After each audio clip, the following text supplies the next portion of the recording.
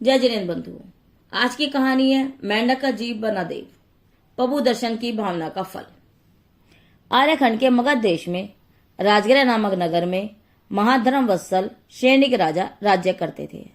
नगर के ऊंचे ऊंचे जिनालय, उनकी शिखरों पर लहराती धर्म ध्वजाएं, वीतराग धर्म का यशोगान चारों दिशाओं में बिखेर रही थी। प्रजा परम धर्म वात्सल्य युक्त एवं सर्वसंपन्न और न्यायप्रिय थी। ठीक ही कहा है, यथा राजा तथा प्रजा। राजदरबार धर्मात्माओं के लिए सदा खुला था। प्रजाजन सदा देव पूजा, सामायिक स्वाध्याय में ही तत्पर रहते थे। सारा नगर समोषणवत धार्मिक वातावरण संयुक्त था। इसी राजगृह नगर में धर्म प्रेमी नागदत्त नाम के एक श्रेष्ठी निवास करते थे। उनकी भवदत्ता नाम की महाशीलवान और गुणवान सुंदर स्त्री थी। दोनों दंपत्ति दैनिक व्यवहार से निवृत्त हो शेष समय सामायिक तथा स्वाध्याय पूर्वक व्यतीत करते थे। सेठ नागदत्त का दोनों समय सब सांसारिक कार्यों से निवृत्त होकर समाई करने का विशेष नियम था, जिसे वे अनन्य श्रद्धा और भक्ति से पालन करते थे। सेठानी भी उनके धर्म कार्यों में हाथ बटाकर उनके साधक ही थी, न कि बाधक। एक दिन दैनिक कार्यों से निवृत्त हो सेठ नागदत्त प्रतिदिन की भांति भक्ति पूर्वक शांत और एकांत स्थान में सामाई करने बैठ गए। सामने जलता हुआ दीपक देखकर उन्होंने प्रतिज्ञा कर ली कि जब तक दीपक जलेगा तब तक निर्विघ्न सामाई करता रहूंगा। इधर सामाई करते करते उन्हें तृषा लग उठी और पानी का विकल्प सताने लगा। सेठ जी ने सोचा, अभी दीपक बुझेगा तो सामाई खत्म होने पर ही पानी पी लूंगा। विकल्प बार बार आता, पर सेठ जी धैर्य से सहन कर जाते। प्यास क्षण क्षण तेज हो रही थी। धीरे धीरे कण सूखने लगा और पानी की व्याकुलता होने लगी। दीपक जब टिमटिमाने लगा तो लो धीमी पड़ गई। तब सेठ जी को कुछ धैर्य हुआ। अरे, जरा सा तृषा का विकल्प साधना में बाधक बन गया। जैसी होनहार होती है वैसा ही निमित्त मिल जाता है। जब दीपक बुझने लगा तो सेठानी ने सोचा, दीपक बुझने से कक्ष में अंधकार व्याप्त हो जाएगा। अतः उसने दीपक में तेल डाल दिया। इसी प्रकार जब जब दीपक बुझने लगे तब तक सेठानी दीपक में तेल डालने लगी और यही क्रम चलता रहा। वहां सेठ जी के प्राण प्यास के कारण कंटगत होने लगे। पानी की व्याकुलता ने उन्हें अधीर बना दिया। सामायिक विस्मृत हो गई और उपयोग में पानी पानी घूमने लगा। इसी समय तीव्र आद परिणाम पूर्वक उनके प्राण पखेरु उड़ गए। देखो, जो आत्म साधना आत्मा को परमात्मा बना देती है, उसकी विरागना ने उन्हें दुर्गति का पात्र बना दिया। प्रतिज्ञा न लेने का तो दोष नहीं है, पर छोटी प्रतिज्ञा लेकर भी भंग करना महापाप है। धर्म तो शूरवीरों की साधना है, कायरों की नहीं। कोई विरला जीव ही विपत्ति के समय साधना में अडिग रह सकता है। कर्म का उदय विचित्र है। एक राज्य प्राप्त करने में जो पराक्रम चाहिए, उससे भी अधिक विशेष पराक्रम अपूर्व अभिप्राय सहित धर्म संतति प्रवर्तने में चाहिए। जो व्यक्ति जैसा कर्म करता है वैसा ही उसका फल भोगता है। धर्म की आराधना का फल जितना उत्कृष्ट है, वीरांगना का उतना ही निष्कृष्ट। होनहार बलवान होती है। आज परिणाम के फल ने थोड़े ही समय में सेठ को तिरंज गति का मेंढक बना दिया। पानी की चाह ने पानी का ही वासी बना दिया।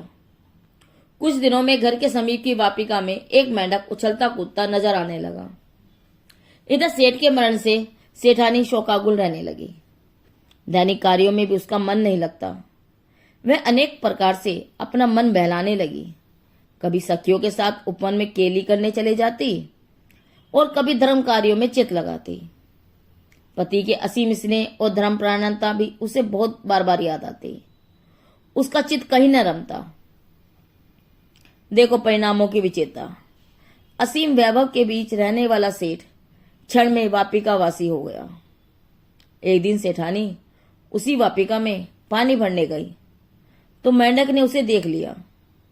देखते ही उसे पूर्व पर्याय का स्मरण हो आया कि मैं अभागा सामाई की विरागना करके पानी के विकल्प से आदर प्रणाम करके मरा।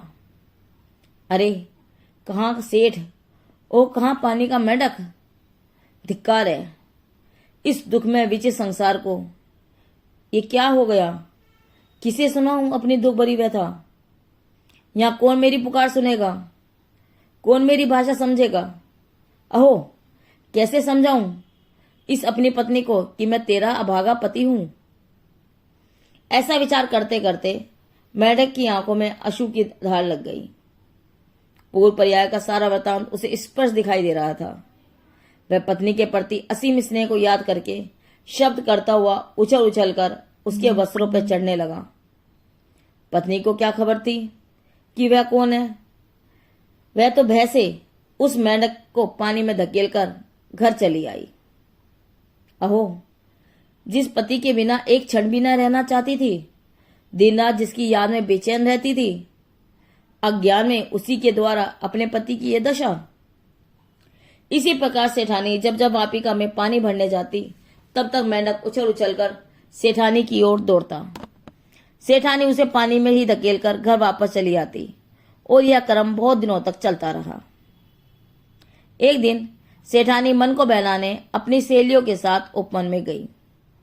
वहां केली करते करते अचानक उसकी दृष्टि एक शिला पर विराजमान सुव्रत नामक अवधि ज्ञानी वीतरागी मुनिराज पर पड़ी। मुनिराज सामायिक में ध्यानस्थ थे। उनको ध्यानस्थ अवस्था में देख सेठानी को अपने ध्यानस्थ पति की याद आ गई। उसकी आंखों में आंसू डबडबा गए।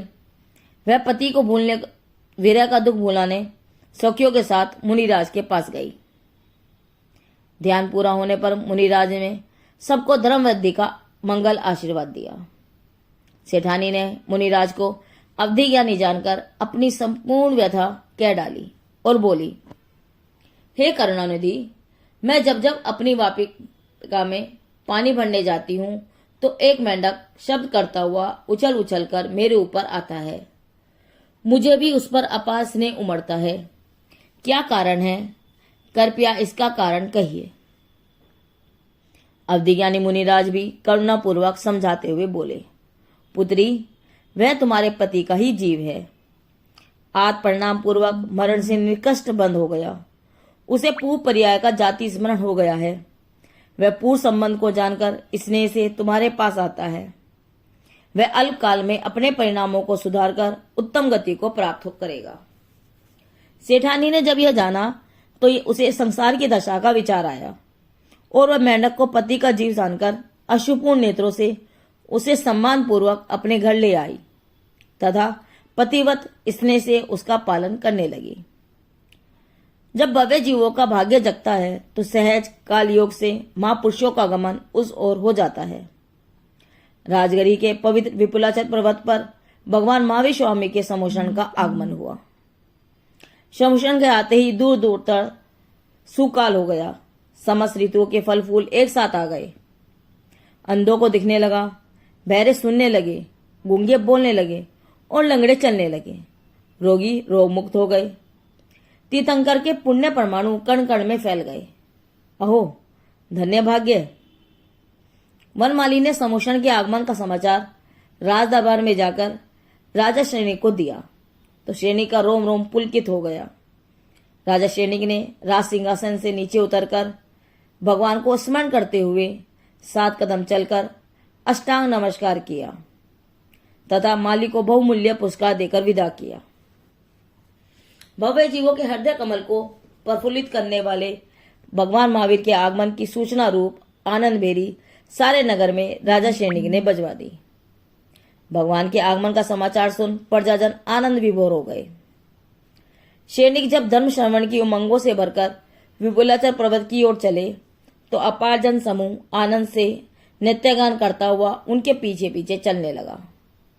सारा नगर पूजन की सामग्री हाथों में लिए भगवान की जय जयकार का उद्घोष करता हुआ समोषण की ओर जाने लगा। मनुष्य, तिर्यंश, देव, नर नारी, पशु पक्षी, सिंह, बाघ, गायें, कुत्ते बिल्ली आदि समस्त प्राणी परस्पर के वैर भाव को भूलकर समोषण की ओर जा रहे थे। वीतरागी का दरबार तो सदा सबके लिए खुला था। धन्य था वह दरबार और धन्य थे वे भव्य जन और धन्य था वह पावन दृश्य। मेंढक ने जब आनंद भेरी सुनी और जय जयकार करते हुए लोगों को जाते देखा तो पूर्ण स्मरण ज्ञान से उसके भी धर्म संस्कार पुनः स्फुटित हो गए। उसका मन भी जिन दर्शन के लिए तड़पने लगा। भगवान की भक्ति और पूजन का अपार उत्साह करके उसके हृदय में उमड़ने लगा, पर वह नीरह था, मूक था, असमर्थ था। कैसे भगवान के समोशन में जाऊंगा? ऐसा विचार करके पश्चाताप करने लगा। अरे, दुर्लभ मनुष्य पर्याय को मैंने व्यथा गवा दिया। जब मैं रह गया तो मेंढक भी मुख में एक पुष्प को दबाकर भक्ति के उत्साह से उछलता कूदता हुआ समोशन की ओर चल पड़ा। अपार भीड़ और हाथी घोड़ों के बीच वह बसता निकलता चला जा रहा था। भक्ति की धुन में उसे याद न रहा कि विपुलाचार पर्वत पर 20,000 सीढ़ियों ऊपर समोशन में मैं कैसे पहुंचूंगा।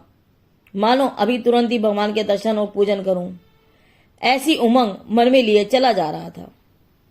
परंतु गजराज पर गर्व से चलने वालों को इसकी क्या खबर कि उसके पग तले कितने मूक प्राणी रोंदे जा रहे हैं। देखो दुर्भाग्य, शेरनी के मदमदाते हाथी ने उस निर्भय मेंढक को पैर से कुचलकर उसका प्राणांत कर दिया। उसकी जीवन यात्रा यहीं समाप्त हो गई। मेंढक की जीवन यात्रा तो समाप्त हो गई, पर उसकी भक्ति यात्रा समाप्त न हो पाई। उस भक्ति के पवित्र परिणाम से क्षण भर में ही वह स्वर्ग का मैद्राधिक देव हो गया। सेठ की पर्याय में की धर्म विराधना का प्रतिकार मेंढक की पर्याय में कर लिया।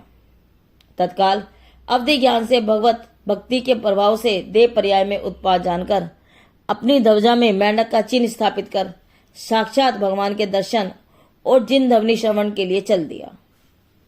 अहो, धन्य है भगवत भक्ति की महिमा, जिसकी अनुमोदना मां से मेंढक क्षण भर में स्वर्ग का देव हो गया और उसके पश्चात दर्शन और श्रवण के फलस्वरूप आत्मानुभूति पूर्वक मुक्ति हो, तो इसमें क्या आश्चर्य है। इस कथा का सार यह है कि यदि मेंढक जैसे प्राणी में भक्ति हो सकती है तो हम में भी भक्ति होनी चाहिए। यह भक्ति आत्मा को आध्यात्मिक उत्थान की ओर ले जाती है। मेंढक का जीव बना देव, यह कहानी जैन कथा संग्रह संकलनकर्ता पंडित रमेश चंद्र शास्त्री जी से ली गई है। जिनदेव की वाणी आगम वाणी।